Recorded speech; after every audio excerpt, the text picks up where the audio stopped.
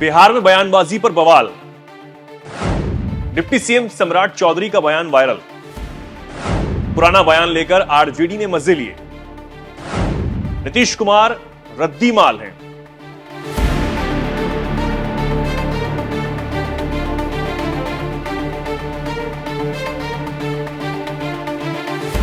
नमस्कार, बहुत स्वागत है आप सभी का। मैं हूं आपके साथ चेतन पाठक और आप देख रहे हैं न्यूज एक्सप्रेस। सुबह सुबह आरजेडी के ट्विटर हैंडल ने एक बयान रीट्वीट किया और मजे लेने लगे। बयान 1.5 साल पुराना है। तब आरजेडी जेडीयू एक साथ थे और बीजेपी विपक्ष की भूमिका निभा रही थी। तब प्रदेश बीजेपी अध्यक्ष सम्राट चौधरी थे। उस समय हालात जज्बात दोनों ही अलग थे और अब दोनों दल एक साथ हैं। ऐसे में एक बार फिर सम्राट चौधरी का बयान आरजेडी ट्विटर हैंडल से शेयर किया गया है और नीतीश पर जमकर निशाना साधा गया है।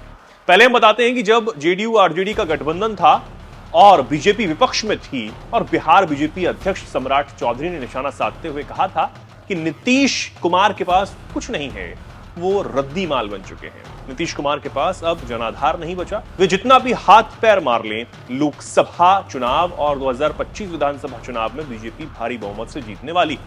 नीतीश कुमार के पास अब कुछ नहीं बचा, वे रद्दी माल हो चुके हैं।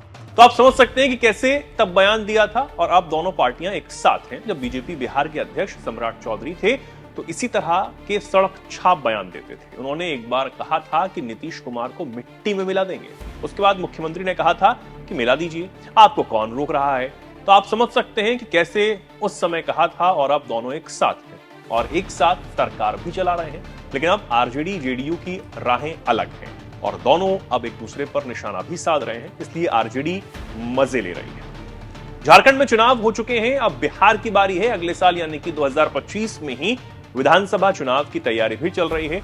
जनता दल यूनाइटेड जेडीयू ने अपनी तैयारी पूरी कर ली है। पार्टी मिशन 2024 के तहत पार्टी मिशन 2025 के तहत सभी 243 विधानसभा क्षेत्रों में सम्मेलन कर रही है। इसके साथ ही हर जिले में भी सम्मेलन का प्रोग्राम है। पार्टी का लक्ष्य 2025 के चुनाव में 225 सीटें हासिल करना है और इसी थीम पर ये सम्मेलन आयोजित भी किए जाएंगे।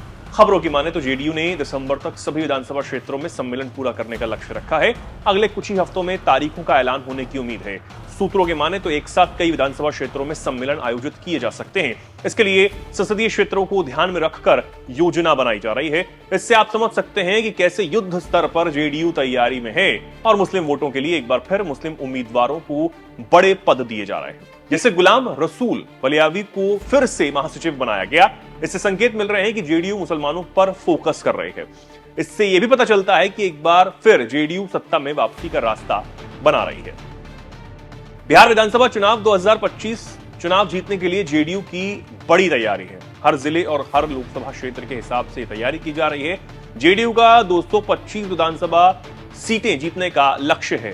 क्या नीतीश कुमार ये कारनामा कर पाएंगे, ये सवाल है। पटना के जानकारों की माने तो चुनाव से पहले ही जेडीयू बड़े प्लान तैयार कर रही है ताकि विधानसभा में अच्छी तैयारी के साथ उतरे। जेडीयू हर विधानसभा क्षेत्र के लिए अलग अलग डेटा शीट तैयार कर रही है। इनमें नीतीश कुमार सरकार की ओर से विकास कार्यों का ब्यौरा है। डाटा शीट में बताया जाएगा कि किस विधानसभा क्षेत्र में कितनी राशि खर्च की गई है। पार्टी सूत्रों की माने तो सम्मेलनों में यह तय होगा कि हर विधानसभा क्षेत्र में चुनाव कैसे लड़ा जाए और किन मुद्दों को प्रमुखता दी जाए, लोगों से कैसे जुड़ना है और पार्टी कार्यकर्ताओं को कैसे सक्रिय रखना है। इससे आप समझ सकते हैं कि कैसे नीतीश की पार्टी तैयारी कर रही है और क्या है ऐसे में आरजेडी का हमला बता रहा है कि अब विधानसभा की आहट दिखने लगी है।